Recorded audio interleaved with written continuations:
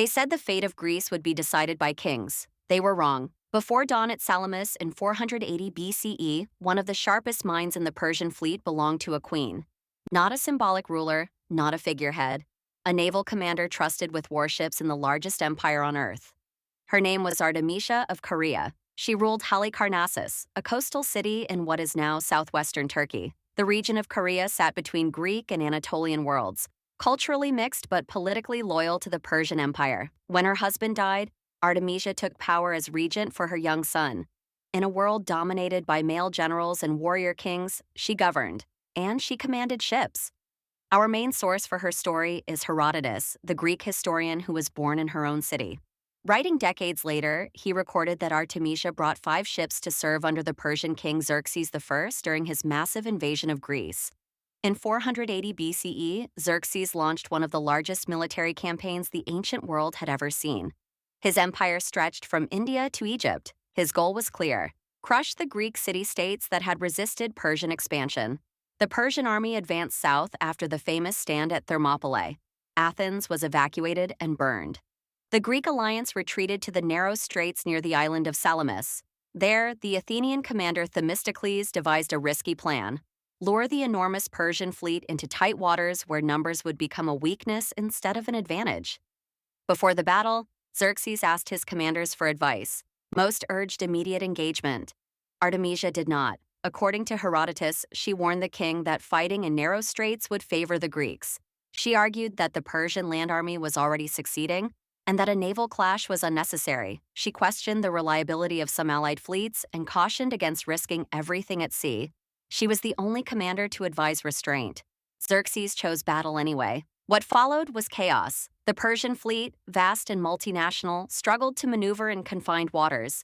Greek triremes, lighter and more agile, rammed and splintered enemy ships. Signals were lost. Commands conflicted. The scale that had once seemed unstoppable became a liability. Artemisia commanded from the front. At one critical moment, an Athenian ship began pursuing her vessel. Escape routes were blocked by friendly ships. She faced capture or destruction. She made a brutal calculation.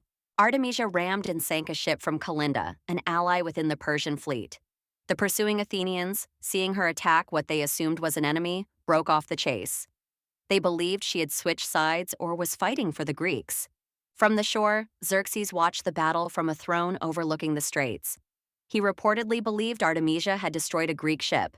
He is said to have remarked that his men had become women and his women had become men. The exact wording may be literary flourish, but the message was clear. She had impressed him. The Battle of Salamis ended in decisive Persian defeat. The fleet was shattered. The invasion's momentum collapsed. After the battle, Artemisia again advised Xerxes. This time, he listened. She urged him to return to Asia and leave a general behind to continue the campaign. Xerxes followed her counsel and withdrew. The following year, Persian ambitions in Greece were crushed at the Battle of Plataea.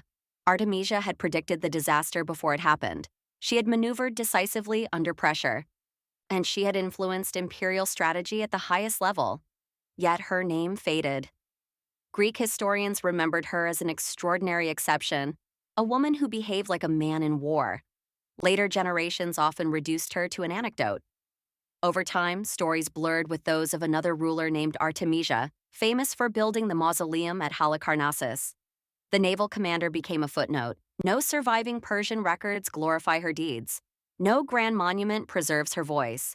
What we know rests largely on the testimony of Herodotus, but the essentials are documented. She commanded ships in one of the most decisive naval battles in history. She offered the soundest strategic advice in Xerxes' counsel.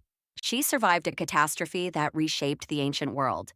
If Xerxes had listened to her before the battle instead of after it, would history look different? Would Greek independence have ended that day? Artemisia of Caria stood at the center of one of the most pivotal moments in Western history, not as a symbol, but as a strategist. History remembers the kings who lost. Perhaps it is time we remember the queen who saw it coming.